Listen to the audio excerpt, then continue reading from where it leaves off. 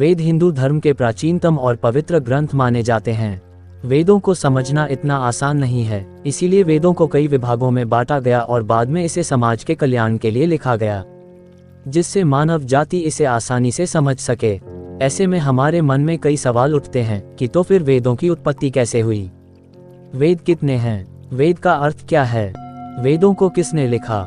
चारों वेदों में क्या लिखा है? और ऐसे और कई सवाल जिनका हम आपको संक्षिप्त में उत्तर देने जा रहे हैं, तो अंत तक पूरा जरूर देखें। हमारा उद्देश्य हिंदू और हिंदू धर्म के लोगों तक इस महान धर्म के बारे में जानकारी देना है, जो कि हम लोगों को किसी स्कूली शिक्षा के दौरान कभी भी नहीं पढ़ाई गई। तो आइए जानते हैं हमारा वेद कितना महान और कितना वृहद है। वेदों की उत्पत्ति कैसे हुई? वेद हिंदुओं के ज्ञान का भंडार हैं। वेदों को मनुष्यों द्वारा नहीं लिखा गया, बल्कि अरबों साल पहले ऋषियों ने गहरी तपस्या के बाद भगवान की आवाज सुनी, जिसे वे वेद कहते थे। ऋषियों ने अपने शिष्यों को वह ज्ञान दिया। इस तरह वेद पीढ़ी दर पीढ़ी अवतरित हुए और आज भी मनुष्य का मार्गदर्शन करते हैं। वेद भारतीय संस्कृति के वे ग्रंथ हैं जिनमें ज्योतिष, गणित, विज्ञान, धर्म, औषधि, प्रकृति, खगोल शास्त्र आदि लगभग सभी विषयों से संबंधित ज्ञान का भंडार भरा पड़ा है। वेद हमारी भारतीय संस्कृति की रीढ़ हैं।